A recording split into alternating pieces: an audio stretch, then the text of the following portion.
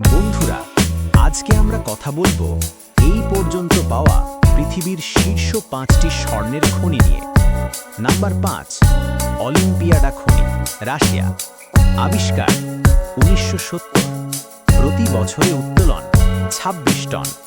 মোট উত্তোলন প্রায় 1000 টন স্বর্ণ।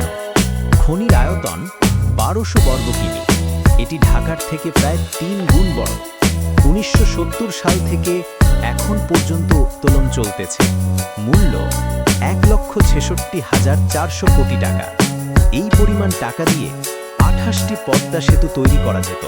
নাম্বার 4, কার্লিন ট্রেন্ট খনি, যুক্তরাষ্ট্র।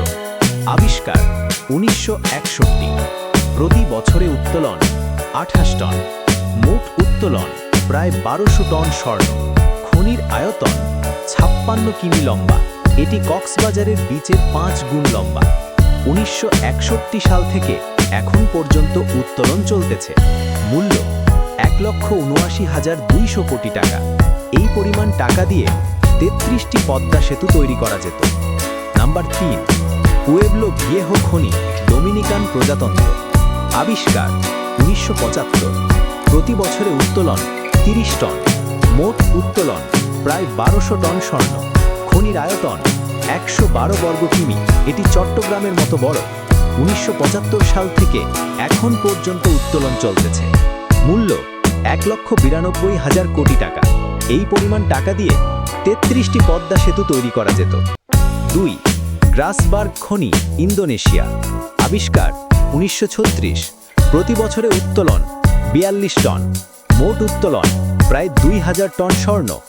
খনির আয়তন 27,400 একর। এটি রাজশাহী জেলার 10 গুণ বড়। 1936 সাল থেকে এখন পর্যন্ত উত্তোলন চলতেছে। মূল্য 2,68,800 কোটি টাকা। এই পরিমাণ টাকা দিয়ে 55টি পদ্মা সেতু তৈরি করে যেত। নাম্বার 1, মুরুনতাও খনি, উজবেকিস্তান। আবিষ্কার 1958। প্রতি বছরে উত্তোলন 66 টন। মোট উত্তোলন প্রায় 2200 টন স্বর্ণ। খনির আয়তন 3.3 বর্গ কিমি। এটি প্রায় ঢাকার থেকে 50 গুণ বড়। 1958 সাল থেকে এখন পর্যন্ত উত্তোলন চলতেছে।